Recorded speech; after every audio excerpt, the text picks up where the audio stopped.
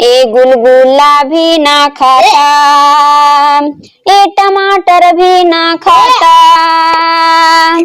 ये चौमीन भी ना खाता। खाता हूँ। अरे वाह, मेरा बेटा चौमीन खाने। बोलो सी फॉर केक।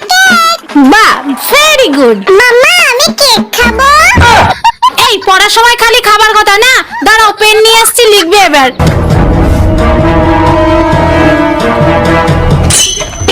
এই এটা তো গ্যাস লাইটার, তার মানে ওর পাপা নিশ্চয়ই লুকিয়ে লুকিয়ে বিড়ি সিগারেট খায়। আজকে আসুক একবার। এই চায়া থাকো কেন কি কবি ক জান একটু এখানে এসো। তো ভালোবাসা।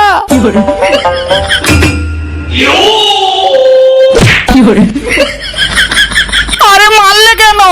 মারলাম কেন? এটা কি? আরে এটা তো গ্যাস লাইটার খাবার, জিহানের জন্য এনেছিলাম। এই সত্যি ভুল হয়ে গেছে গো, সরি সরি। এটা আজকে আমি বিয়ে বাড়িতে পরে যাব। এটা তাড়াতাড়ি করে সাইড করে রেখে দিই, নইলে ওই কুচুটে ননদটা দেখতে পেলে শাড়িটা নিয়ে চলে যাবে। বৌদি শোনো না,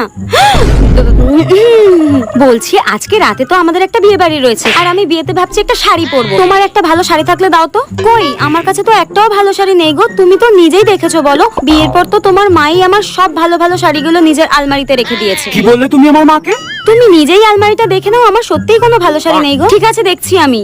হ্যাঁ বৌদি, তোমার পেছনেটা কি গো? কোথায়? কিছু নেই তো।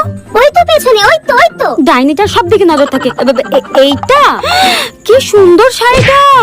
এটা আসলে কালকে আমার মা দিয়ে গেছিল। আরে আরে, দেখি শাড়িটা, দাও দেখি। ওয়াও, শাড়িটা কি সুন্দর। আর তুমি ইচ্ছা করে লুকিয়ে রেখেছিলে না? ডাইনি, শাড়িটা দে বলে দিচ্ছি। যাই হোক, শাড়িটা আমি পরে যাবো বিয়ে বাড়িতে, তুমি অন্য কিছু পরে যাও। লুকিয়ে রাখা দেখ, ভালো লাগে না। কুচিতে ননদের মনে হয় গলাটাই টিপে দিই। হাতটা কেটে গেল, এখন আমি মায়ের সামনে কিভাবে যাব? মা তো খুব বকা দিবে। আমি একটা কাজ করি, হাতটা পিছে রেখে যাই।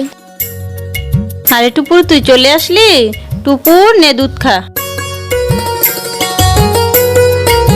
তোমার নাম কি? বুড়ি। তুমি খাও কি? মুড়ি। তোমার হাতে কি? চুড়ি। তুমি করো কি? চুড়ি। তুমি চোর। হ্যাপি বার্থডে মা। হ্যাপি বার্থডে মা। ওরে আমার সোনা মেয়ে, কি খাবি বল? এই নে 500 টাকা ধর।